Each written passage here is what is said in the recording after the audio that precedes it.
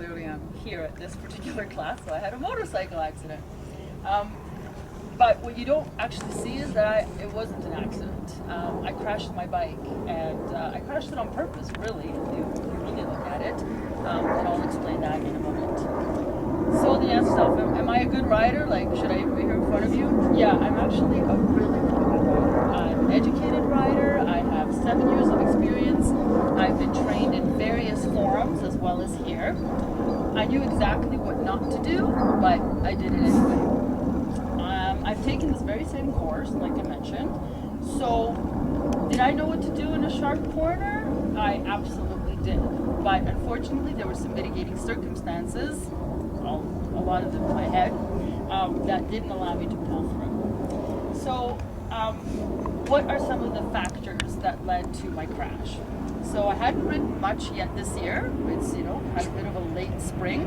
So unfortunately, we're all trying to get out on the road as fast as we can. All of us around here, we're trying to get out there early in the season. I hadn't had lunch yet. It was just after lunchtime. I didn't have breakfast either that morning because I have a 3-year-old. So you're trying to get him out of the house, you're trying to get childcare and all of that good stuff.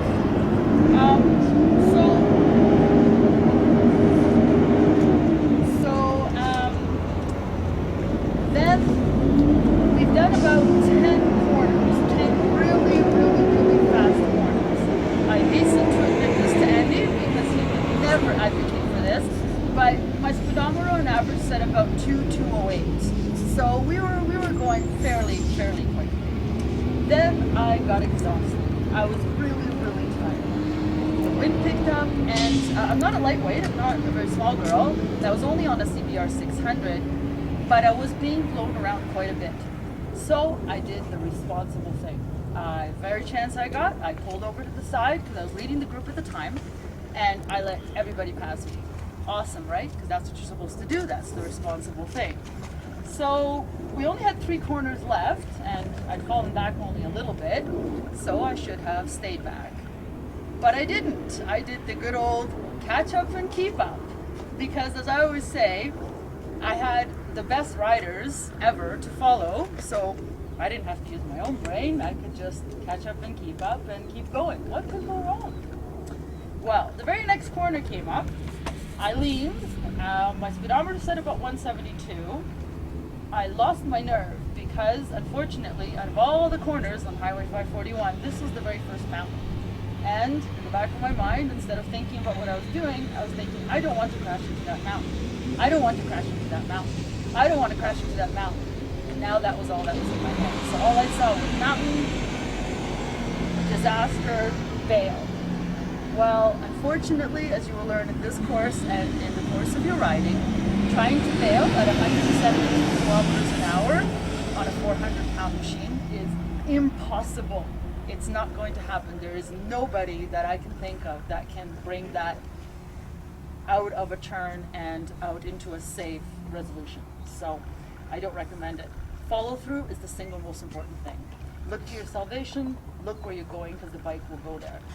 I probably could have made that corner, but making a very, very poor choice, a series of 3 decisions, I bailed. Tried to get the bike upright, already missed that corner, the next corner was coming, I bailed out into the field, and that was pretty much it.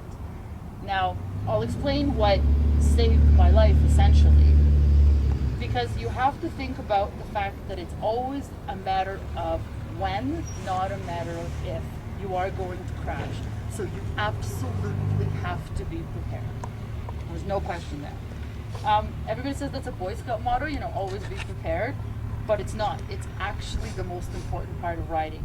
So getting the training that you have today and hopefully going forward, as well as wearing your gear, is the most important thing ever.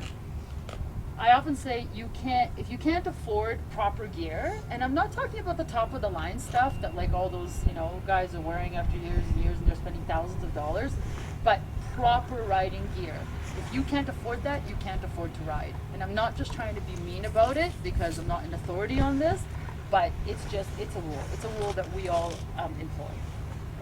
So, having said that, we have to think about what happens with your gear when you finally hit the ground.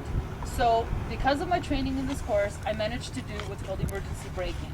You'll learn a little bit of it here, but you'll learn more of it in the advanced course, and I highly recommend that you take that because you get to practice with your own bikes. And with your own bike, you get to learn your maneuvers and what your bike can and can't do and how you act on your bike. So emergency braking basically is using both your hands and both your feet to stop the bike as much as you can. So I managed to scrape off enough speed to only hit the ground at 100 kilometers an hour, which is still a lot. And I rolled and rolled and rolled and rolled. So at the rate that I hit the ground, I was losing 1 millimeter of skin for every 1.5 kilometers over 50 kilometers an hour. So to save you all that math, we're talking 3 inches of skin. Had I not been wearing my gear, let's say I was trying to be cool and I had my jacket and my helmet, but I didn't have my riding pants on, where on my legs can I afford to lose 3 inches of skin? I know I can't. And there's no amount of skin grafts that is ever going to bring back 3 inches of your skin because you'll be actually ground down to the bone. And that's really not cool. So here's some photos that you guys can see what it looks like. Come on closer, come on closer. This is what it looks like with full, proper, top-of-the-line motorcycle gear. That's what it looks like when you hit the ground at 100 kilometers an hour and you've done everything you can to prepare and you've worn everything you possibly can. Truth be told, on my leg though, however, I was wearing my Kevlar riding jeans, and I'll show you guys those later so you can see the damage that existed and didn't exist to it. But this is your best case scenario. Best case. And that's if you don't hit the pavement. I managed to hit the dirt, rolled off and landed in a thistle bush no less, but at least I was okay. Hitting the pavement, this would have been a lot worse. So none of what I'm saying is going to save your broken bones though. That's just a given. So unfortunately, though you can lose a limb. So had I not been wearing my proper riding gloves, I very likely would have lost my thumb. My thumb separated from my hand and had to be wired back. So I now have an anchor, a bolt, wiring and so on, and I will not have use of my thumb for approximately 6 months. So it's very unfortunate, but had I not been wearing my proper riding gloves, this would have been severed and there'd probably be absolutely no way of rebuilding my hand. And I am right-handed. The accelerator hand, very important. So I often say, what saved my life? Those 2 things. The course, understanding emergency braking, understanding what my bike can do. Obviously, some experience behind that as well. But I have to tell you, when you learn to ride with just your friends, they're never going to teach you emergency braking. And obviously, my gear. My helmet, my jacket, my pants, and everything else. I talked about looking cool. I cannot stress it enough. We all want to be accepted. Motorcycling is a cool little club. It's a cool place to be. The people are amazing and tons of fun. But if you ride with people who support the fact that you want to wear full gear. It's not about looking cool. I have never, hand to God, ever ridden with anyone that didn't ride with full gear. And in all my 7 years, all ages, all people, males and females, they all ride in full gear and they encourage you to do it. So I say, after 7 years, this is my first crash ever, after 7 years, I finally understand why. The outcome couldn't have been better. I mean, who can come out of a motorcycle accident with all of this and still say, wow, this is the best outcome ever? But it really was. Thank you so much. My final thought for you guys is this. As adults, we only retain 10 to 12% of anything we hear. So if everything else is just all shock and awe, or you've heard it before, you've had friends who've crashed and that kind of thing, that's all good. But please remember, if you choose to wear full gear every time, all the time, for the rest of your life, then you'll never have to think about it.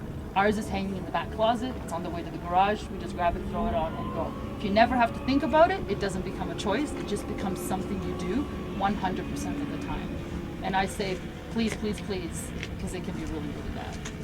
So, thank you for your time and ride smart. I will show you the results of 100 kilometers an hour. This is what my helmet looks like. Barely a scratch on the visor. These are meant for multiple crashes as well, so you can reuse your helmet. I believe it's 3 times, and you might correct me. These are my gloves. Now, I admit, I didn't wear my gauntlet gloves because it was plus 27 that day. It was June 11th, so it was only 2 weeks ago. But nonetheless, they still have all the proper padding and all the proper features that you need to save. So you can tell my thumb was in a bad predicament, but there's not so much as a scratch on my thumb. I was wearing a neck guard only because I really don't like the bugs, but you know what, landing in a thistle bush, this was a lifesaver. I didn't have scratches on my neck or my shoulders. My boots, my left foot is so sprained, it swells up like a balloon every single day. As you can see, there's just a little bit of damage here, a little bit on the side, but otherwise, look at that. I hit the pavement there, dirt, almost not a scratch on it. I fell on my left side and then rolled and rolled and rolled and rolled. So my leather jacket, nice shirt jacket, this is all the damage on it. And I bet you if I buffed it out, it would still look pretty darn good. However, I have already replaced it with an Alpenstar, back padding, extra pucks, more elbow guards, more shoulder guards. Like, I just went all out on the jacket because I am going to ride again in 6 months, unfortunately. So that's what it looks like. That's not bad for hitting the dirt at 100. My jeans, which I regret because I really wish I was wearing my proper Kevlar riding pants with my pucks. So I hit the left side, hardly broke the jeans almost anywhere. Where it did though, I should have taken a picture of it. You can see I have a bandage on my knee here, but I couldn't show you because it cannot be exposed. It was quite a deep gouge. My knee took a really big brunt and really scarred the kneecap. But this is the only place it broke, and the Kevlar only broke through in one tiny little place right there, which I think is pretty impressive. So would I support Kevlar jeans? To a degree, of course, but if this had been pavement, we would be having a whole other story to tell because it would have been a lot worse. This is just because it's dirt, so I highly recommend it. So yeah, all I can say is ride safe, guys, and please, if you retain nothing else, it's wear your gear 100% of the time, no matter how hot it is. Thanks for your time. Thank you. Enjoy. This is the best thing ever. Thanks. Thank you.